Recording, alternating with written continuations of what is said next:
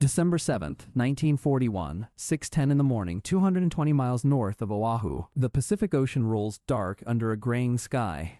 6 Japanese aircraft carriers sit low in the swell: Akagi, Kaga, Soryu, Hiryu, Shokaku, and Zuikaku, engines idling, decks packed with waiting airplanes. The fleet has crossed over 3,000 miles of open ocean since departing Japan on November 26th, maintaining strict radio silence throughout the entire voyage. Vice Admiral Chuichi Nagumo stands on Akagi's bridge, watching young pilots climb into cockpits. 183 planes preparing for the first wave. Below deck, mechanics finish arming torpedoes specially modified for Pearl Harbor's shallow water, and bombs fused to punch through thick battleship armor plating. At 6:10 sharp, the first Zero fighter lifts off Akagi's deck, followed by Kates carrying torpedoes and Vals loaded down with heavy bombs. On Oahu, 2 young privates named Joseph Lockard and George Elliott man a mobile radar set at Opana Point, tracking an otherwise routine morning. At 7:02, their oscilloscope shows something genuinely unusual, a formation far larger than anything either operator has ever seen on that small screen. They call the sighting in, but Lieutenant Kermit Tyler tells them not to worry, assuming it is only a flight of expected B-17 bombers. At 7:55, the first bombs fall across Battleship Row, and the United States Pacific Fleet burns before anyone fully understands what has happened. By the time it ends, 3,435 Americans are dead or wounded, and 8 battleships lie sunk, burning, or badly damaged.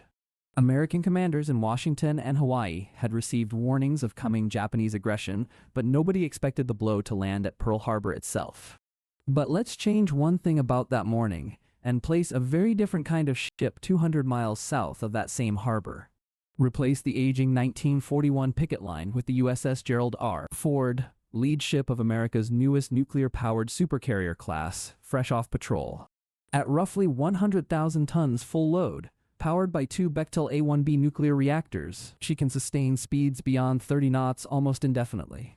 Her powerful ANSPY-3 multifunction radar and ANSPY-4 volume search radar sweep the surrounding sky continuously in overlapping X-band and S-band radar patterns. Overhead, an E-2D Hawkeye turns slow, patient circles. It's rotating an AP-9 radar dome, scanning roughly 300 miles in every single direction. At 5:58 that morning, the Hawkeye's radar operator notices something climbing rapidly off 6 separate ships far to the north of Oahu. The contact count keeps rising steadily, 40 aircraft, then 90, then 180, converging into tight formations climbing toward 12,000 feet. No B-17 flight is scheduled from California that day, and no known radio traffic explains a formation this size appearing from open ocean. The strike group's air warfare commander stares hard at the display, cumulative unknown contacts now standing at 183 separate aircraft. Ford's Combat Information Center classifies the contacts as hostile within 90 seconds, a decision that would have taken hours through 1941 communication channels. Aboard Ford, General Quarters sounds at 6:03, 59 full minutes before Japanese bombs will actually reach Pearl Harbor in the original history. 4 FA-18E Super Hornets scramble off the elevated bow, afterburners lit, EMALS catapults, flinging each jet skyward in barely 2 seconds apiece. Each Super Hornet carries 6 AIM-120 missiles, 2 AIM-9 Sidewinders, and an ANA-PG-79 Aegis radar, already locking onto distant, unidentified inbound contacts. The Hornets accelerate past Mach 1.2, closing the gap toward a zero formation cruising at barely 200 miles per hour. Running tally, 4 fighters launched, 0 missiles fired so far, 59 minutes of early warning banked that Opana's real operators never received. At 40 miles out, the lead Hornet's radar resolves individual aircraft types, torpedo-laden Kates, dive-bombing Vals, and Zero fighters flying tight escort. The flight lead requests weapons release, and Ford's Combat Information Center authorizes engagement against the unidentified, clearly hostile, inbound military aircraft formation. Unlike Lieutenant Tyler's fatal assumption decades earlier, nobody aboard Ford mistakes this large formation for a friendly flight of expected American bombers. First missile away, an AIM-120 streaks toward the lead Kate bomber, closing at roughly 4 times the speed of any 1941 weapon. Running tally, 1 missile spent, 1 Kate destroyed, 182 Japanese aircraft still inbound toward the strike group and Pearl Harbor. Zero pilots, some of the most experienced naval aviators alive with over 800 flight hours logged, turn hard toward the intruders. Their two 20mm cannons and two 7.7mm machine guns are formidable against 1941 fighters, but utterly useless against radar-guided air-to-air missiles fired. The Hornets fire in coordinated pairs, AIM-120s finding targets 60 miles beyond visual range, well outside anything a Zero's guns could ever answer. Running tally: 12 missiles spent, 11 aircraft destroyed, ammunition reserves already down to 70% aboard all 4 returning Super Hornets today. A second flight of 4 Hornets launches immediately, joining the fight as the surviving first wave scatters into smaller, badly disorganized formations. Running tally: 8 fighters airborne, 20 missiles expended, 168 Japanese aircraft remaining somewhere over open water near Oahu's northern shore. Some Kates press on toward Pearl Harbor anyway, flying low over the water, where radar struggles against surface clutter and rolling waves. Ford's Phalanx close-in weapon systems spin up automatically, 20mm Gatling guns tracking anything that manages to slip past the outer missile screen. Each Phalanx system can fire 3,000 rounds per minute, a rate of fire entirely unimaginable to any gunner standing on Battleship Row. 2 Kates break through toward the harbor, only to be intercepted by RIM 162 evolved Sea Sparrow missiles fired directly from Ford's own launchers. Running tally: 22 missiles fired, 19 aircraft down, 2 Sea Sparrows expended, and fuel burned across 8 aircraft now nearing bingo state. Back aboard Kido Butai, radio silence breaks as returning pilots report an enemy fighter unlike anything ever briefed before they departed Japan. Nagumo receives fragmentary, confusing reports of impossible speeds, invisible weapons, and aircraft simply vanishing from formation without any visible attacking airplane nearby. Meanwhile, the massive second wave, 171 aircraft strong, is already launching today from the same 6 carriers north of Oahu.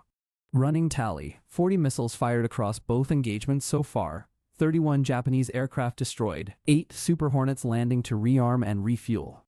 Ford's flight deck crew, trained for a 2-minute launch cycle, hot refuels and rearms 4 Hornets in under 90 seconds flat under pressure. A third flight launches as the second Japanese wave, mostly VALs and escorting Zeros, crosses the 100-mile detection ring outbound toward Oahu. Running tally: 12 aircraft airborne, 60 missiles expended, second wave contacts now numbering 171 and climbing toward the strike group. The Hawkeye vectors fighters into the thickest part of the formation, prioritizing dive bombers whose payloads threaten ships far more than fighters. Unlike the scattered, overwhelmed anti-aircraft gunners of the real Pearl Harbor, Ford's combat system tracks every single contact simultaneously without exhaustion or confusion. AIM-9 Sidewinders finish off Zeros at closer range once AIM-120 stocks run low, their infrared seekers locking onto hot piston engine exhaust heat. Running tally: 90 missiles fired, 74 aircraft destroyed, remaining Japanese formation down to roughly 280 from both original waves combined. Some Japanese pilots, seeing squadron mates vanish in sudden flashes with no visible enemy nearby, break formation and turn back toward Kido Butai early. Fuel becomes the deciding factor for the defenders, each Hornet carrying roughly 90 minutes of usable combat time before it must recover. Running tally: 16 sorties flown, 110 missiles expended, 4 aircraft diverted safely back aboard Ford after running low on fuel. By 8:30, surviving Japanese aircraft, fewer than 150 of the original 354, turned back toward their distant carriers. Ford's air wing, its missile magazines nearly emptied after 2 hours of combat, has denied Pearl Harbor a single confirmed bomb hit today. Running tally: 160 aircraft destroyed, 40 missiles remaining fleet-wide, 12 pilots reporting only minor battle damage, and 0 losses among Hornets. Compare that to the historical toll, where Japanese losses over Pearl Harbor numbered only 29 aircraft against nearly the entire American Pacific Fleet. Admiral Nagumo, facing catastrophic and inexplicable losses, now orders Kido Butai to reverse course and withdraw immediately at full speed toward Japan. A strike package of Super Hornets, refueled and rearmed one final time, launches to locate the retreating 6-carrier formation before it escapes. Running tally: 16 aircraft airborne, laser-guided bombs loaded, Kido Butai now roughly 310 miles northwest and running at flank speed. The Hawkeye finds them first, 6 long wakes cutting white lines across the dark water, escort destroyers forming a tight defensive screen. Hornets descend through scattered cloud cover, targeting pods, locking onto Aegis' flight deck, and JDAM-guided bombs are released from well outside anti-aircraft range. Running tally: 8 precision bombs released. Akagi and Kaga both struck amidships, fires spreading fast across wooden flight decks built for 1941 warfare. Soryu and Hiryu maneuver desperately, their 5-inch guns firing blindly at aircraft flying far too high and far too fast to intercept. Running tally: 16 bombs released, 4 of 6 carriers now burning, Zuikaku and Shokaku turning hard to open the range from danger. A second bombing pass targets Zuikaku's crowded hangar deck, where fueled and armed aircraft wait for a second strike that will never launch. Running tally: 20 bombs expended, 5 of 6 Japanese fleet carriers damaged or burning, munitions magazines aboard Ford now critically low overall. Every one of those bombs was manufactured, loaded, and guided by systems that did not exist anywhere on Earth in December of 1941. By 10 that morning, tall columns of smoke marked the position of what was, 6 hours earlier, the most powerful carrier force ever assembled. Ford's crew, exhausted after 4 straight hours of continuous flight operations, begins securing the flight deck as fuel reserves reach minimum safe levels. Running tally across the entire engagement: 60 sorties flown, 160 missiles and bombs expended, roughly 200 Japanese aircraft downed. Pearl Harbor's battleships sit undamaged at their moorings. The USS Arizona's forward magazine intact, 3,500 American lives never lost today. Yet 6 Japanese fleet carriers, the backbone of the Imperial Navy's entire Pacific strategy, now burn or sink far from any friendly port. In our actual history, it took the United States Navy over 18 months to rebuild enough carrier strength to challenge Japan directly again. History remembers December 7th as the day America was crippled for 6 months and forced to rebuild its shattered Pacific battle fleet. In this altered timeline, America loses nothing at Pearl Harbor, while Japan loses nearly everything it needed for the long war it planned. Without Pearl Harbor as a rallying cry, would Congress have voted for war at all, or would isolationist sentiment have somehow held firm? Without 6 sunk carriers to replace, would Japan's naval command have still gambled everything 6 months later at a place called Midway Atoll? A single modern warship, dropped into one desperate morning, does not just win a battle, it quietly erases the war that followed. History is not a single fixed line, it is a chain of decisions, and this scenario simply swaps one decisive link for another. Every missile fired, every bomb dropped, every gallon of jet fuel burned changes a decision chain that nobody alive that day could ever see. The pilots who died over Oahu in our actual history never take off at all in this version, their names absent from any list. The pilots who die instead here are strangers to that history, young men whose names appear in no monument and no memorial wall. Technology did not simply prevent a tragedy on this altered morning, it manufactured an entirely different one, further removed from the record we know.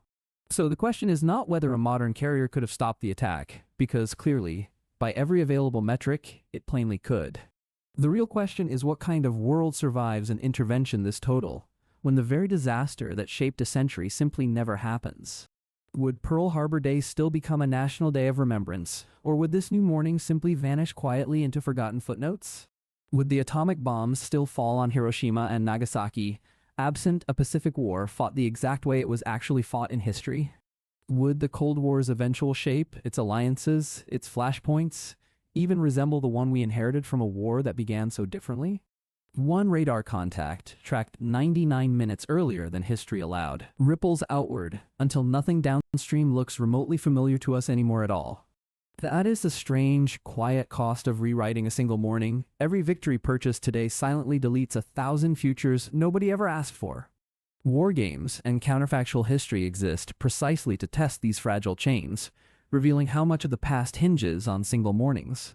Joseph Lockard and George Elliott, the 2 privates who spotted the real attack, would simply finish an unremarkable, uneventful shift at Opana Point. Lieutenant Kermit Tyler would never have the chance to make the mistaken call that history remembers because that radar contact was already engaged. Admiral Husband Kimmel would wake to a quiet Sunday, unaware how close disaster came, and unaware how differently that disaster ultimately arrived instead.